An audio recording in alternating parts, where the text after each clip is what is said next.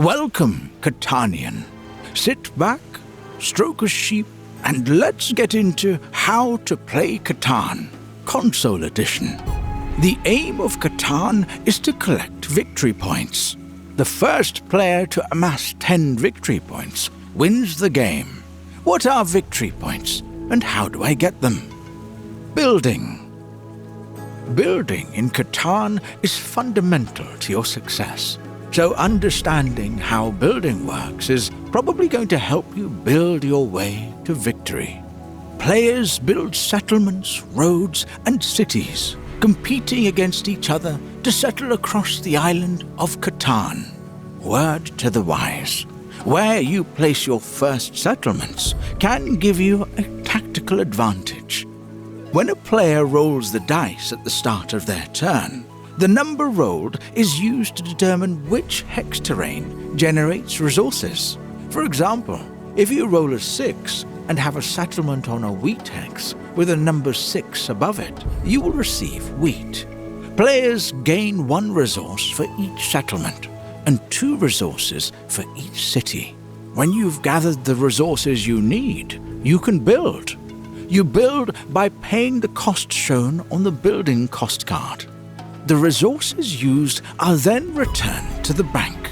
You can build roads adjacent to any settlements or cities you have, or next to your other roads.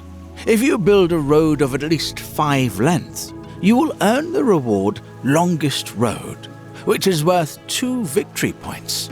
Nice. Beware though, another player can take those victory points from you if they then build a longer road than yours. Sad times. Settlements can be built on the intersections between hexes, but must follow the following rules. You can build a settlement on an unoccupied intersection, but only if none of the 3 adjacent intersections contain a settlement or city already. Your settlement must always connect to 1 or more of your own roads. To build a city, you pay its cost as shown on the building cost card and choose a currently placed settlement to be upgraded to a city. Well, now you know the fundamentals of building. Knowledge is power, right? If you want to learn about trading and the mysteries of rolling a 7, watch the next video. See you down the road, Catanian.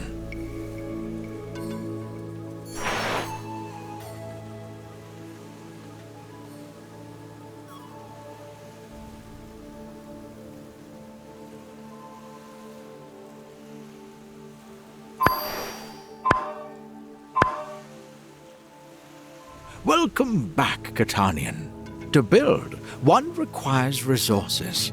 If you don't have the resources you need, trading with your fellow Catanians or at ports could prove very useful. Then there's rolling a 7. What's that all about? Let's find out. Trading. Trading is encouraged on Catan, as driving a hard bargain won't help you when it's you in need. The player whose turn it is can initiate a trade. Once you have proposed a trade, let's say, for example, you are willing to trade 2 lumber for 1 ore, the other players can then accept, reject, or counter your offer. Alternatively, you can trade at the ports. This is called a maritime trade. This tends to not be such a great deal, as you need to trade 4 resources of the same kind to the bank for 1 resource of your choice. You can, however, gain more favorable maritime trading ratios by building settlements next to the harbors around the coastlines of the island. 7s. 7 is a magic number in the world of Catan. When a 7 is rolled, all players with more than 7 resources must select half of them to return to the bank. Then, whoever rolled the 7 must move the robber to a hex of their choice, stealing resources from a player of your choice with a settlement or city there. Also, and this is pretty neat, while the robber is on your opponent's hex, they will not earn resources from that hex. All right, Catanian. You should now be a master of trading and sevens. And if you're not, you'll get there eventually. I believe in you. If you want to expand your mind further and learn about development cards, join me in the next video for the final installment of these tutorials.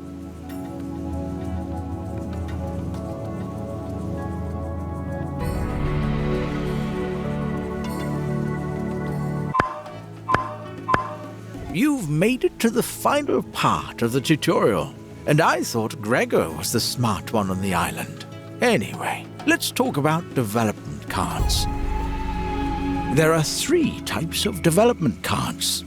Knight cards allow you to move the robber as if you had rolled a 7 and steal from another player. And remember, this also stops their hex from producing resources.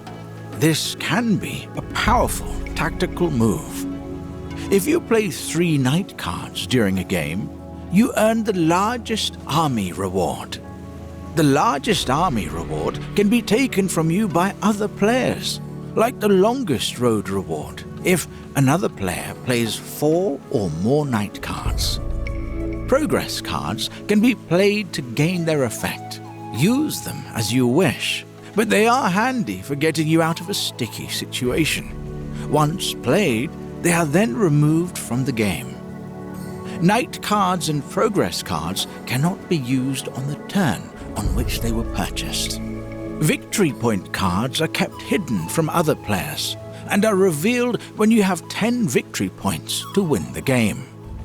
To buy a development card, pay the cost shown on the building cost card, and you will be dealt a card from the deck.